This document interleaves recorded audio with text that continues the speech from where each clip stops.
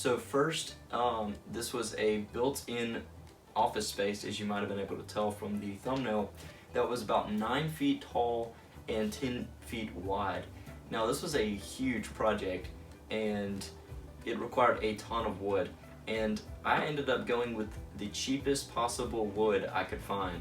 I went and found like a $27 sheet of plywood to begin with, or I got 3 of those to begin with, and the next mistake will go into that more. But this wood alone took me like 6 hours probably to sand, and then about 6 hours to paint, just because I kept putting more coats and more coats on because it just looked horrible. So the first tip I have is just go get nice plywood. I don't care if it's like $40 to $50, but I think that's probably the best range. And that'll get you plywood that is sanded on both sides, and that's going to save you so much time that it's going to end up saving you money too. Because if you buy this cheap plywood, I mean, there's going to be so many defects in it that when you go back later and you look at it, you're like, I need more wood, or I need different wood, and that's going to end up costing you more and more money.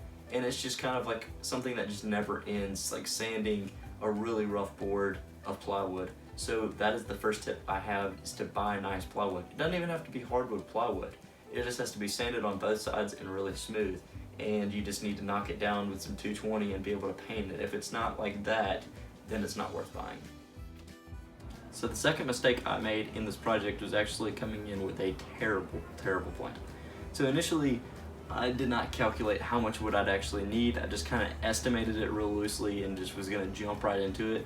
And this was probably my second biggest mistake. I only got 3 sheets of plywood the first time I went, and I ended up needing about 5.5 to end it, and to get everything just done.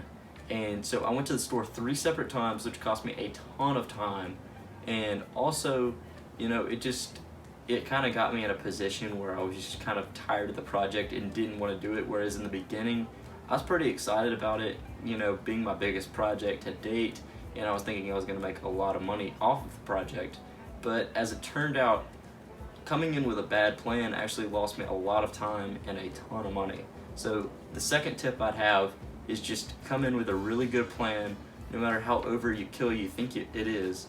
If you come in with a good plan, you're going to have a better estimate for your client, and you're going to end up with what you kind of expected instead of all these unexpected problems mid-project. So the last mistake I made on this project was actually the pricing.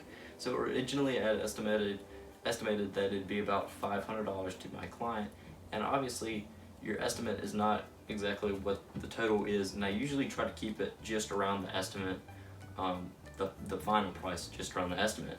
So I thought it would be about $200 for the wood, and then I'd charge about $300 for labor, because it did require a lot of the bigger tools and it was a large project. So I went in with the expectations of only paying $200 in wood, and I didn't pay very much to begin with, and because I was getting that cheap plywood, but I kept having to go back and get more, and I quickly realized I was paying a whole lot more than I thought I would originally. So I ended up paying about $360 in material cost, and thank goodness my client was great, and I ended up selling it for about $700, and that left me for about $340. If I'm saying the numbers wrong, I'm sorry. I think about $340 in profit, but yeah, it was a disaster, you know, just spending all that extra time. And I initially thought I was gonna spend, you know, probably about 14 hours, and I probably spent double that. Like, it was bad. And you may be thinking, like, you know, that's still probably about $10 an hour, but like, all these tools, you know, they cost a lot of money too. And in order to get started in woodworking with these, you know, if you want a planer or any of that stuff, I thank goodness I had a little bit of help along the way. But if you want these like big tools, it costs you a lot of money too, and people don't really realize that in order to become profitable with this, you have to actually be spending a good bit of money. So in the grand scheme of things, I wasn't making more than $10 an hour. I was making probably way less than that.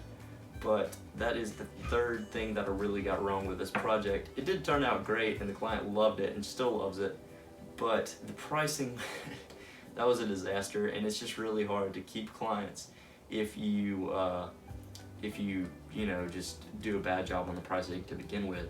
So that's the third thing, which kind of ties into the second thing. And a good plan basically is what could have solved all of my problems.